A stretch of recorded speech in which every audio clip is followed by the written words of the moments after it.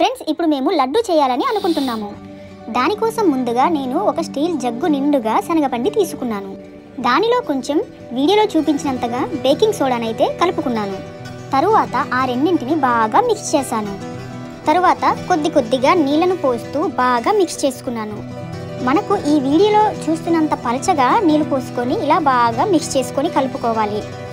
అందులో కొంచెం ఫుడ్ కలర్ను లైట్గా వేసుకోవాలి. యాక్చువల్గా అయితే పసుపు రంగు అయితే బాగుంటుంది, కానీ మాకు పసుపు రంగు దొరకలేదు. తర్వాత ఒక కడాయిని పొయ్యి మీద పెట్టుకొని ఇప్పుడు కడాయిలో నూనె పోసుకోవాలి. నూనె బాగా కాగిన తర్వాత ఇలా రంధ్రాలు ఉన్న ఒక పాత్రను తీసుకొని అందులో మనం కలుపుకున్న పిండిని పోసి ఇలా కలుపుతూ తిప్పుతూ ఉంటే అవి కింద నుంచి పడి ఆయిల్లో పడుతుందన్నమాట. అవి చిన్నగా ఇలా బూందీలాగా వస్తున్నాయి. బూందీ మీడియంగా వేగాలి, మరి మాడిపోకుండా. బాగా వేగిన తర్వాత అవి తీసి ఒక పక్కన ఒక కడాయిలో లేదంటే ఒక మంచి పాత్రలో పెట్టుకోవాలన్నమాట. ఈ విధంగా ఇప్పుడు మరొక కడాయిని పొయ్యి మీద పెట్టుకొని నేను ఏ జగ్గు నిండుగా అయితే పిండి వేసుకొని కలుపుకున్నానో అదే జగ్గు నిండుగా పంచదార తీసుకొని వేయాలన్నమాట. పిండికి ఈక్వల్గా పంచదార ఉండాలి. అలాగే అదే జగ్గుకి సగం నీళ్లు వేసుకొని ఈ పంచదారలో పోయాలన్నమాట. ఇప్పుడు దాన్ని బాగా స్పూన్తో కలుపుకోవాలి. అలాగే ఒక 5 యాలకులు తీసుకొని దాన్ని బాగా గుండగా చేసి మన పంచదార పాకంలో వేయాలి.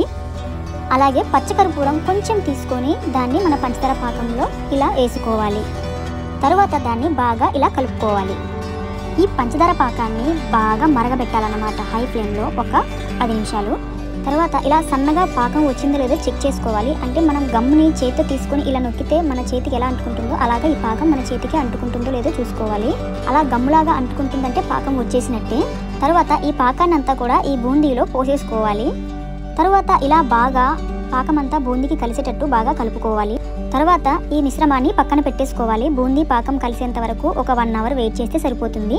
తర్వాత నెయ్యి వేసుకొని జీడిపప్పు కిస్మిస్ని బాగా వేగించాలి. జీడిపప్పు కిస్మిస్ని కూడా బూందీలో కలుపుకోవాలి. అలాగే కొన్ని వాటర్ మిలన్ సీడ్స్ కూడా వేసుకోవాలి. అలాగే బూందీని మళ్ళీ బాగా కలుపుకొని ఒక సంచిని తీసుకొని అందులో మనకి ఏ సైజు లడ్డు కావాలో ఆ మాత్రం బూందీ వేసుకొని ఇలా గట్టిగా ప్రెస్ చేస్తూ ఉండాలి. ఇలా కవర్లో పెట్టిన లడ్లుని రాత్రంతా అలాగే ఉంచాలి. అప్పుడు షేప్ అయితే నీట్గా వస్తుందండి. మేము చేసిన లడ్లు అయితే చాలా మెత్తగా, స్వీట్గా, స్మూత్గా చాలా బాగా వచ్చాయి. టేస్ట్ కూడా చాలా బాగుంది. Please subscribe.